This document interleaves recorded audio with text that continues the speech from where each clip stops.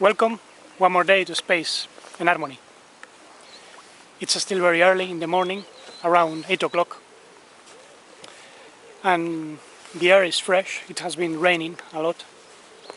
I have been listening to a bird which makes holes in the trunks of the trees with his beak. We call them carpenter birds, pájaros carpinteros in Spanish. I hope my English pronunciation is more or less understandable. Some people told me they have to use subtitles in order to understand all my words, and I make lots of efforts to pronounce as clearly as possible. Excuse me if my pronunciation is still a bit hard, but I think we have to use intuition a lot to move beyond the words and connect with the soul of the one who is speaking in order to understand deeper. Precisely today I'm going to speak about something very important for those of you who are introducing yourselves into the inner path, the spiritual work. Even those who have been time working and want to separate the chaff from the wheat. Some people ask me about orientation concerning inner work, so I'm going to give important clues. We have to take into consideration several aspects. First of all, not everyone has the same type of soul and spirit. Some souls have emerged here on Earth and they receive spirits from the outside. And many souls and spirits, to use those expressions, got trapped a long time ago and they need help because they have been trapped in a cycle of rebirth, if you will. And this is why some other spirits, or star seeds, if you wish, came to help from very ancient times. And obviously some of them get trapped as well and they forget about their mission. But once they wake up, they have to work very hard in order to accomplish their rescue mission. But this is done collectively. This is not an individual work. The rescue mission that is taking place here on Earth is a team work. And we have to see also that everything is taking place in a context. We are living in a very important epoch in which there is a meeting point. Several timelines are crossing. There is a crossroad of timelines, if you wish, and most of them are destructive. They lead to paths in which humanity is eventually destroyed. Many civilizations have been destroyed already, but there is a timeline in which humanity will, little by little, go back to eternity, will merge back again with humanities of light that are existing. They are more evolved. They are living in dimensions of the earth which are more subtle, where there is no death and suffering as we understand them. And there is also a celestial original earth, Tavel, as it was called in Hebrew. There are other ancient denominations, and we have to keep this in mind because it's very easy to lose hope with all the negative things that the media are bombarding every day. There are many pessimistic anti-system promoters, and we have to be very clear about our mission without paying too much attention to all the destructive and cataclysmic views that are thriving nowadays all over. So I'm going to give an overview of where we come from and what's really the inner work, because we have several personalities which are false and they are caught up in different timelines, or they trigger timelines. I know many of you are interested in the teachings of Yahushua, Yeshu, as you want to call him. And obviously he was, to me, the most important master. There have been many other teachers, but he had a very clear idea of what all this is about. And right at that time when he was living, there was another crossroad of paths, and the dark spirits or dark fallen entities that are governing humanity knew that this was the case, and they started to promote the sacrifice, massive sacrifice of babies. This had already taken place in previous ages. The story of the killing of the babies by Hamza in India, later on the killing of babies ordered by King Herod in Judea, all indicate this was taking place because they knew important star seeds were incarnated to carry out an important rescue mission. And there were also pandemics, conflicts. We are today experiencing many conflicts and pandemics precisely because of this. The powers of darkness are fighting against the growth of light. And 2000 years ago, this was registered in the form of codes. We hear about people possessed by demons. Never before text had spoken about massive possessions. And this is because right at that time, people were literally possessed by dark forces, by plagues, diseases. But the Sons of Light did their work, and they transmitted very important ideas that were handed down across the ages. Then there was another important epoch in the Middle Ages. Here in Europe there were several star seeds, beings of light working through humans, and they somehow inspired several spiritual mystic movements. One of the most important was the Cathar movement.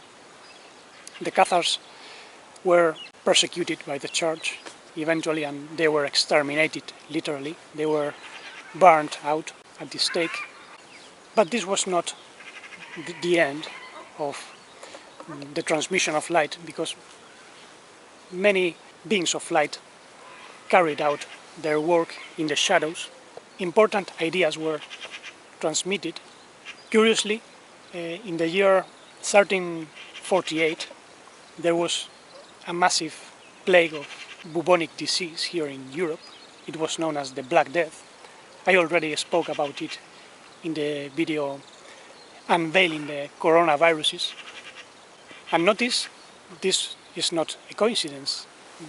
That was a very important epoch, and darkness was fighting very hard against the transmission of true light. But soon after, here in Europe, we experienced the so-called Renaissance. In the 1400, the so-called Quattrocento in Italian, there was an infusion of knowledge that extended towards the 16th century, and there was an authentic revolution of knowledge. A man called Gemistos Platon translated texts from the Greek into Latin, and some others translated them into Italian. And there was also the invention of the writing machine, all of which contributed to the diffusion of ideas as never before. And many people began to be more informed. There were noble men that financed the diffusion of this knowledge, the Medici, for instance. However, the powers of darkness were still acting.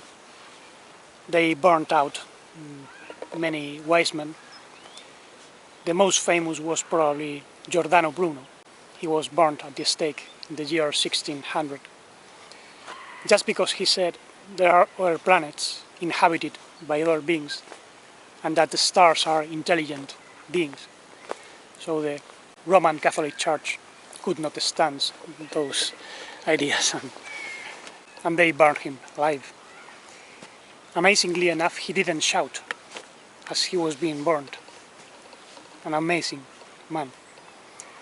And as I said, at that time, many important texts were translated, even the Zohar, the so-called soul of the Torah, which unveils the codes in the so-called first 5 books of the Bible.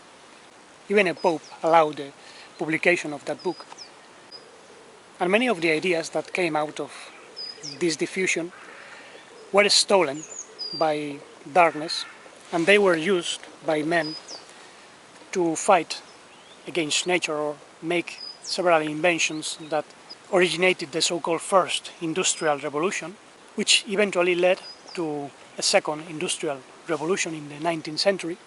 And once we arrive to the 20th century, we see another epoch, another crossroad.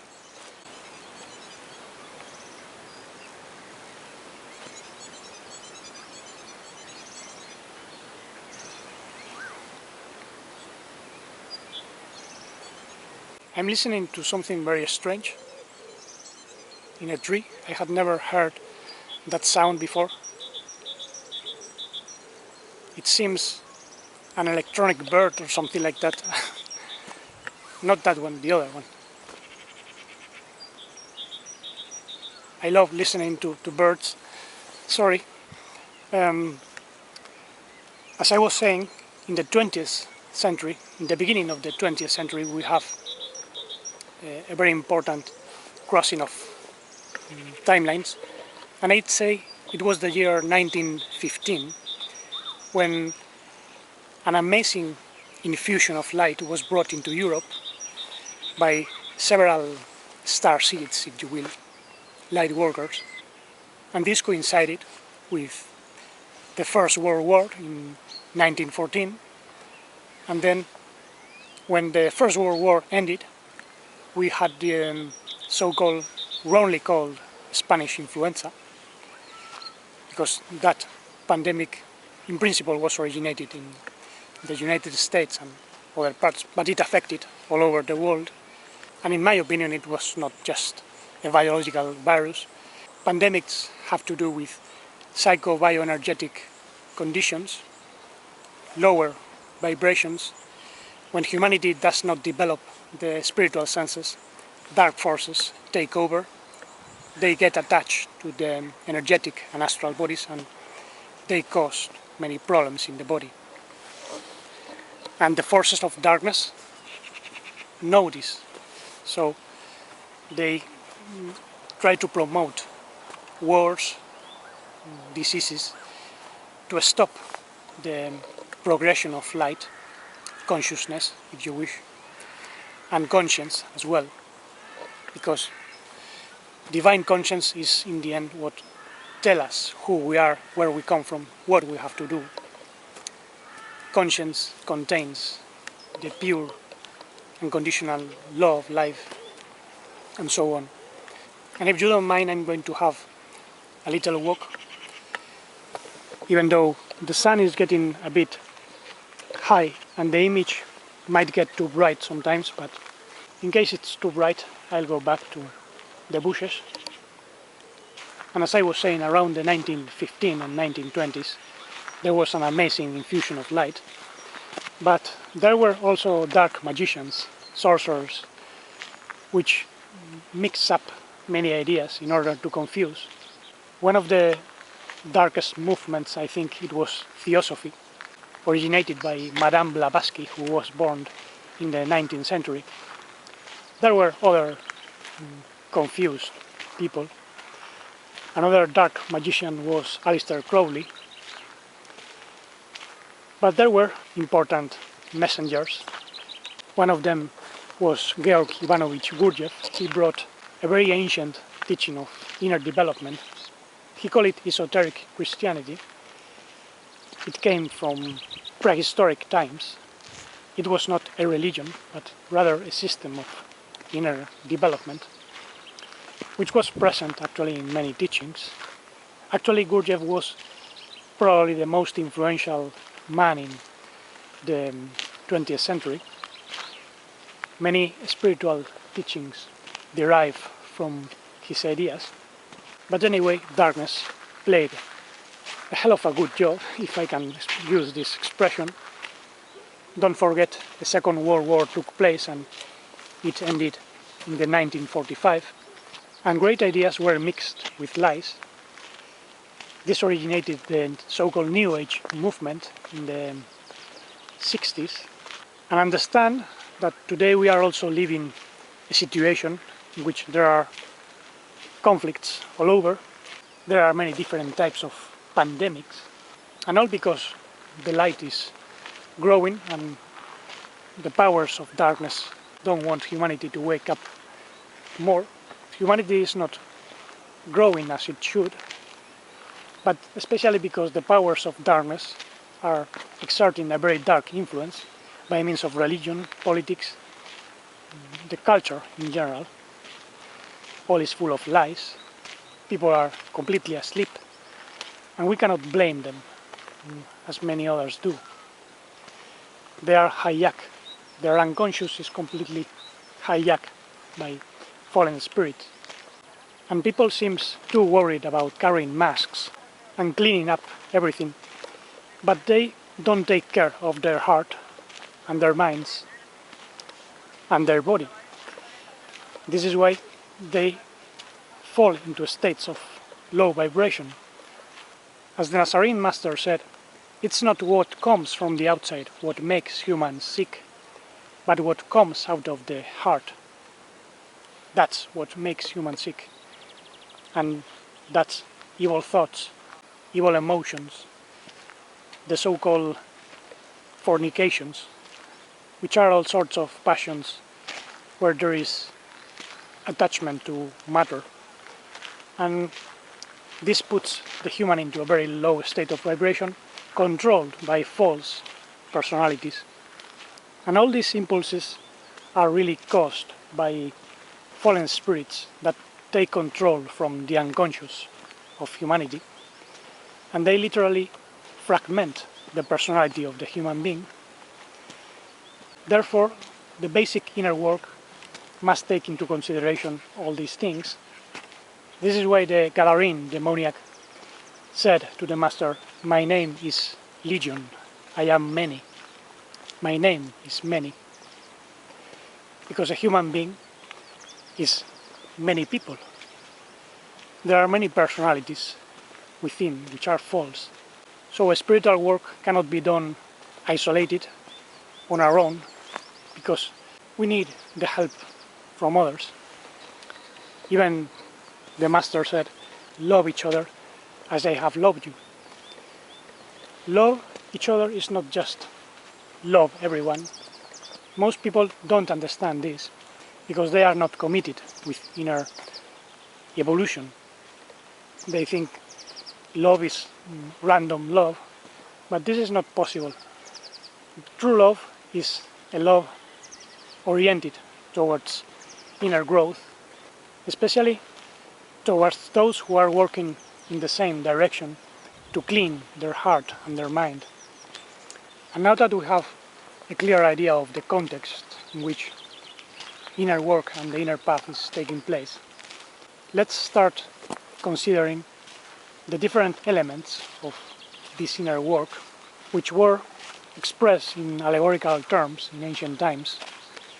There was an allegory of a house with a steward, a delegate steward, the lady of the keys, and also servants. And they all have to clean up the house so that the master, the owner of the house, can arrive and inhabit the house without getting too scandalized about the mess. And notice that the master is our deeper self, which is really a being of light. which is emanated from the primordial source. And he speaks to us by means of a divine conscience, which we can call the steward. And we have also an active faculty of imagination and consciousness. To me, that would be the lady of the keys. She has the capacity to open up chambers of the inner house. And then we have servants, such as our thoughts, emotions, body sensations, and all these have to be perfectly harmonized, in tune with the deeper vibrations of our being. And in this work, notice we have to separate the false from the true. We have different false personalities, as I have said, and only one personality is completely in tune with our true being. I'd say it's the manifestation of our true being of light. The second most important level is divine conscience, and the deepest would be the divine will, the divine force, the divine spirit, if you wish, which emanates directly from the source, but that's such a deep level which we cannot see it, of course, and it's more difficult to feel. We are more in contact with divine conscience when we pay attention, when our consciousness is awake. And we can think of our true, authentic personality as the configuration of different elements in harmonia, as we see in this beautiful plant, which is also a model of the cosmos. Everything sprouts from a core, a center, and there are spheres in perfect harmonia with the center, all of which mirror the whole. And this must be the same with the different elements within our personality. Emotions, sensations, and thoughts must all gather around the center of consciousness, which has to be in perfect communication with divine conscience, which is sent by the divine spirit, the divine will. And all this comes from our true being of light. Even the yellows here are representing the radiance of our being. And this divine arrangement is the best antidote against the fallen spirits, the fallen rulers that want to take control of our divine throne in the unconscious. And notice that we cannot integrate our shadows, our false personalities. However, many teachings today are speaking about integrating the shadow, an idea that came from the psychiatrist Carl Gustav Jung. He was completely wrong. We cannot integrate our shadows. The shadows have to dissolve completely. When we shine with our true light, falsehood cannot remain. What happens is that when we don't look at our divine conscience directly, when we don't face our true being honestly, there is an obstacle. And as you know, when we have a light behind and an obstacle in front, a shadow is cast. So the same happens with our false personalities, our shadows, our fallen behaviors, our hatreds, reactions, evil thoughts, negative emotions in general. And the only way to be what we have to be is by establishing a loving relationship with our true being. Actually, in ancient times there were allegories that thought about this relationship in terms of husband and wife, the psyche and spirit, or soul and spirit in Judeo-Christian translations. The wife would be the soul, the emotional, mental aspect, uniting man and woman within ourselves. Remember how in the previous video I said that we have to unite the feminine and masculine sides, consciousness and emotions, mind and body, and this as a whole is somehow the wife or the soul meant to receive a divine spirit which has a divine conscience, our divine head, and the divine husband would be the spirit, the true spirit, because there is a false collective of spirits as well.